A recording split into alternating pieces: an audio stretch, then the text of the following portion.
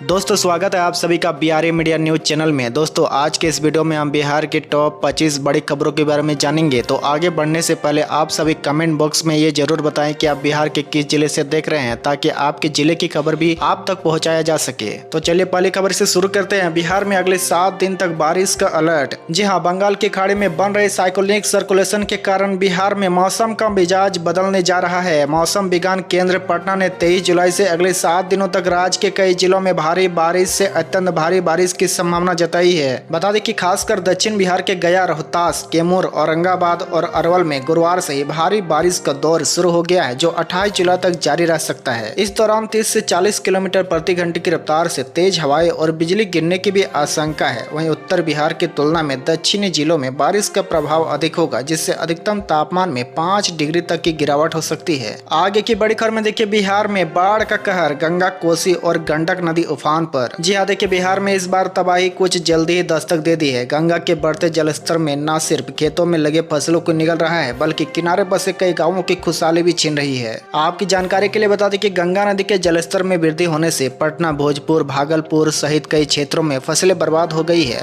भागलपुर, कहलगांव और अजगविनीनाथ धाम में गंगा और नवगछिया में गंगा और कोसी दोनों नदियां उफान पर है। गंगा के कटान से गाँव उजड़ने लगे हैं, लोग पलायन को मजबूर हो रहे हैं। आगे की बड़ी खबर में देखिए, अब 1 अगस्त से बिहार में होगा वाहन चेकिंग अभियान तेज। जी हाँ, बिहार में 1 अगस्त 2025 से पूरे राज्य में सख्त वाहन चेकिंग अभियान शुरू होने जा रहा है। सड़क पर निकलने से पहले अब दस्तावेज और वाहन की स्थिति सही रखना बेहद जरूरी होगा, क्योंकि पुलिस की नजरें अब और ज्यादा सतर्क रहने वाली है। आपको बता दें कि सूत्रों के मुताबिक यह फैसला राज्य स्तर से उच्च अधिकारियों के निर्देश पर लिया गया है, जिसका उद्देश्य बिहार में बढ़ते अपराधों पर कड़ा नियंत्रण पाना है। इस अभियान को लेकर सभी जिलों के DM और SP को विशेष निर्देश भी जारी किए गए हैं। वहीं आपको बता दें कि पुलिस द्वारा की जाने वाली जांच सिर्फ ट्रैफिक नियमों तक सीमित नहीं होगी। अब वाहन चेकिंग के दौरान वाहन के कागजात, ड्राइविंग लाइसेंस, बीमा रजिस्ट्रेशन सर्टिफिकेट, प्रदूषण प्रमाण पत्र आदि की गहन जांच होगी। इसके अलावा अवैध हथियार, संदिग्ध वस्तुएं या नशे की सामग्री को लेकर भी चलने वालों पर भी खास निगरानी रखी जाएगी। साथ ही आपको बता दें कि अपराध प्रभावित जिलों जैसे कि बॉर्डर इलाकों और शहरी केंद्रों में चेकिंग विशेष रूप से सख्त होगा, जैसे कि पटना, गया, मुजफ्फरपुर, भागलपुर, दरभंगा, बेतिया और सीमावर्ती जिलों में पुलिस का फोकस अधिक रहेगा। आगे की बड़ी खबर में देखिए, बिहार के स्वास्थ्य विभाग में होगी बम्पर बहाली। जी हाँ, देखिए बिहार सरकार राज्य के प्राथमिक स्वास्थ्य केंद्रों और अस्पताल प्रबंधन संवर्ग में बड़े पैमाने पर नियुक्ति की तैयारी में है। विधान परिषद में सोमवार को स्वास्थ्य मंत्री मंगल पांडे ने जानकारी दी कि PSC और SSC के गठन के लिए 20,016 पदों की स्वीकृति दे दी गई है। साथ ही आपको बता दें कि स्वास्थ्य मंत्री ने यह जानकारी दी है कि 7,468 ANM की नियुक्ति की जा चुकी है, जबकि 8,938 ANM की नियुक्ति की प्रक्रिया प्रगति पर है। इसके अलावा उन्होंने कहा कि सरकार की ओर से स्वास्थ्य सेवाओं को सुदृढ़ करने के उद्देश्य से 5,048 डॉक्टर और 23,414 ग्रेड A की नर्सों एवं पैरामेडिकल कर्मियों की नियुक्ति की प्रक्रिया चल रही है। आगे की बड़ी खबर में देखिए, बिहार में पढ़ाई के लिए लोन लेकर गायब हुए 55,000 छात्र। जी हाँ, बिहार स्टूडेंट क्रेडिट कार्ड योजना के तहत शिक्षा ऋण लेकर किस्तों का भुगतान न करने वाले और गायब हो चुके 55,000 अभ्यर्थियों पर बिहार सरकार ने अब सख्ती शुरू कर दी है। बिहार राज्य शिक्षा वित्त निगम की समीक्षा में सामने आया है कि 60,722 अभ्यर्थियों को नीलाम पत्र वाद दायर करने का आदेश दिया गया था। इनमें से 5,737 ने शपथ पत्र जमा किया था, ऋण की किस्तों का भुगतान शुरू ही किया था, लेकिन शेष अभ्यर्थी न तो शपथ पत्र दे रहे हैं और न ही ऋण चुका रहे हैं। इनमें से सबसे अधिक डिफॉल्ट पटना और समस्तीपुर में है। अब इन जगहों पर नीलाम पत्र वाद दायर करने और नोटिस भेजने की प्रक्रिया तेज कर दी गई है। आगे की बड़ी खबर में देखिए, पटना में यहाँ जल्द शुरू होगा बस स्टैंड का निर्माण। जी हाँ, पटना जिले में बिहाटा के कनौली में बस स्टैंड निर्माण के लिए जमीन अधिग्रहण की प्रक्रिया में अब तेजी आएगी। बस स्टैंड निर्माण को लेकर AN सिन्हा सामाजिक अध्ययन संस्थान की ओर से सोशल इम्पैक्ट असेसमेंट का काम भी पूरा कर लिया गया है। आपकी जानकारी के लिए बता दें कि पटना के पश्चिमी इलाके दानापुर व बिहाटा समेत आसपास के लोगों को दक्षिण बिहार के विभिन्न शहरों में जाने के लिए बस पकड़ने के लिए बरैया बस स्टैंड आना पड़ता है, लेकिन लोगों को बरैया पहुंचने में परेशानियों का सामना करना पड़ता है। अब कनौली में बस स्टैंड बनने से आसपास के इलाकों के लोगों को दक्षिण बिहार के साथ साथ उत्तर बिहार, छपरा, मुजफ्फरपुर, सिवान, गोपालगंज की तरफ जाने वाली बसों को पकड़ने में काफी सहूलियत मिलेगी। आगे की बड़ी खबर में देखिए, बिहार में वाहन मालिक 3 महीने में कर लिए काम, नहीं तो रद्द हो जाएगा DL और RC। जी हाँ, अब गाड़ी के रजिस्ट्रेशन सर्टिफिकेट और ड्राइविंग लाइसेंस में वर्तमान मोबाइल नंबर और पता अपडेट कराना जरूरी हो गया है। वाहन मालिकों को डाटाबेस अपडेट करने के लिए 3 महीने का समय दिया जाएगा। इसके बाद भी अगर मोबाइल नंबर और पता अपडेट अपडेट नहीं किया गया तो साफ है कि प्रदूषण सर्टिफिकेट, आरसी और डीएल के नवीनीकरण पर रोक लगा दी जाएगी। सिर्फ यही नहीं, डीएल आरसी के 3 महीने से अधिक समय तक रद्द करने और दंड लगाने की कार्रवाई भी की जाएगी। आगे की बड़ी खबर में देखिए, बिहार में 7,92,000 छात्रों को इस तारीख से मिलेगी किताबें। बिहार के शिक्षा मंत्री सुनील कुमार ने मंगलवार को विधानसभा में घोषणा की है कि जुलाई के अंत तक राज्य के सभी शेष 7,92,000 छात्रों को पाठ्य पुस्तकें उपलब्ध करा दी जाएगी। यह बयान विधायक अमरेंद्र प्रताप सिंह द्वारा उठाए गए सवाल के जवाब में आया था, जिसमें उन्होंने बताया कि शैक्षणिक सत्र 2025-26 के लिए कक्षा 1 से 8 तक के 26 लाख बच्चों को समुचित निगरानी के अभाव में अभी तक पाठ्य पुस्तकें नहीं मिली है, जिससे बच्चों की पढ़ाई प्रभावित हो रही है। वहीं शिक्षा मंत्री ने स्पष्ट किया कि बिहार पाठ्य पुस्तक निगम को सभी जिलों से पुस्तक की अधिसूचना प्राप्त हो चुकी है और जिला शिक्षा पदाधिकारियों की देखरेख में पहले ही अधिकांश वितरण पूरा हो चुका है। अब केवल 7,92,000 विद्यार्थियों को पुस्तकें वितरित की जाना बाकी है, जिन्हें इस माह के अंत तक पूरा कर लिया जाएगा। चलिए अगली बड़ी खबर में देखिए, 30 जुलाई को होने वाले बिहार पुलिस कांस्टेबल परीक्षा के लिए एडमिट कार्ड जारी। केंद्रीय चयन बोर्ड कांस्टेबल की ओर से बिहार पुलिस कांस्टेबल भर्ती परीक्षा 2025 का आयोजन किया जा रहा है। ऐसे में जिन अभ्यर्थियों की परीक्षा 30 जुलाई को आयोजित होने वाली है, उनके लिए एडमिट कार्ड जारी कर दिया गया है। अभ्यर्थी अपना प्रवेश पत्र तुरंत ही CSBC के ऑफिशियल वेबसाइट csbc.bihar.government.in पर जाकर डाउनलोड कर सकते हैं। वहीं प्रवेश पत्र डाउनलोड करने के लिए आपको रजिस्ट्रेशन नंबर या mobile number, date of birth दर्ज कराना अनिवार्य होगा। इसके अलावा आपको बता दें कि जिन उम्मीदवारों की परीक्षा 3 अगस्त को आयोजित होनी है, उनके लिए विभाग की ओर से एडमिट कार्ड 27 जुलाई को डाउनलोड करने के लिए उपलब्ध कराए जाएंगे। आगे की बड़ी खबर में देखिए, पटना हाईकोर्ट ने बिहार के टीचरों के वेतनमान को लेकर दिया बड़ा फैसला। पटना हाईकोर्ट ने राज्य सरकार को बिहार राज्य के विभिन्न विद्यालयों में वर्ष 2012 से पहले नियुक्त शिक्षकों को स्नातक प्रशिक्षित वेतनमान प्रदान करने का निर्देश दिया है। आपको बता दें कि पक्षों की सुनवाई के बाद जस्टिस सिंह ने कहा कि याचिकाकर्ता और उनके जैसे नियोजित शिक्षक जो मध्य विद्यालय में नियुक्त और कार्यरत है और जिनके पास स्नातक प्रशिक्षित या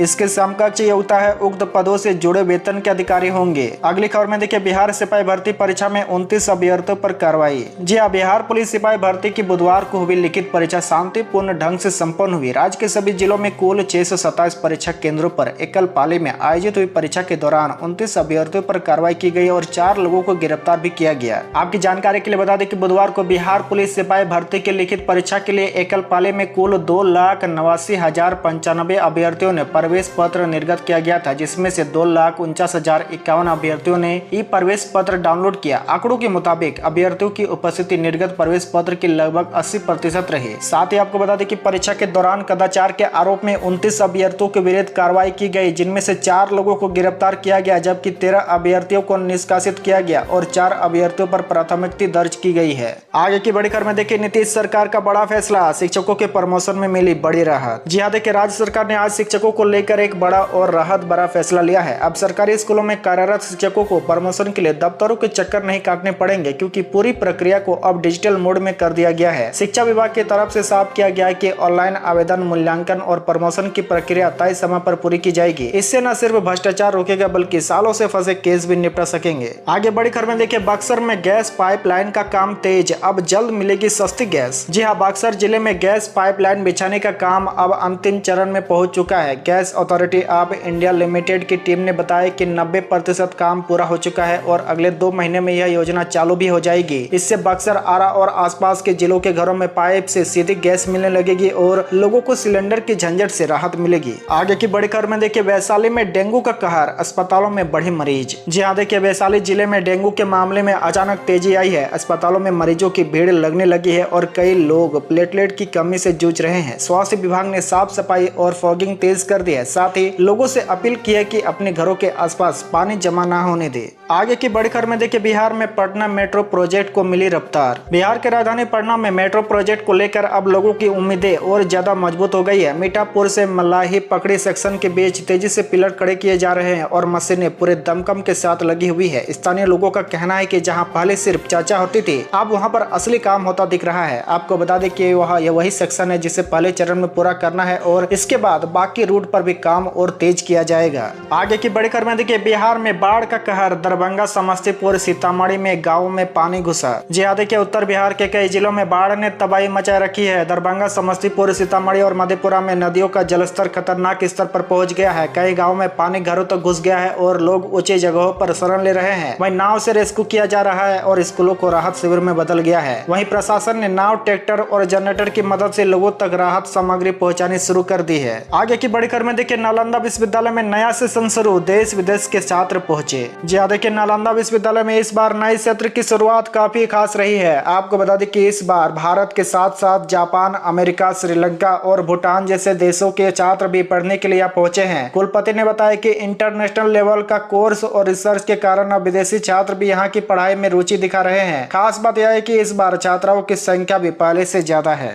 आगे की बड़ी खबर में देखिए, रेलवे का तोहफा, दानापुर से हावड़ा के बीच नई ट्रेन शुरू। जी हाँ, देखिए दानापुर से हावड़ा के बीच कल एक नई सुपरफास्ट ट्रेन की शुरुआत हो गई है। इस ट्रेन से यात्रियों को अब राजधानी कोलकाता जाना और भी आसान हो जाएगा। रेलवे ने बताया कि इसमें अत्याधुनिक सुविधाएं होगी, जैसे कि mobile charging point, bio toilet और सीसीटीवी कैमरे। ट्रेन सप्ताह में 6 दिन चलेगी और इसका किराया भी सामान्य श्रेणी में रखा गया है।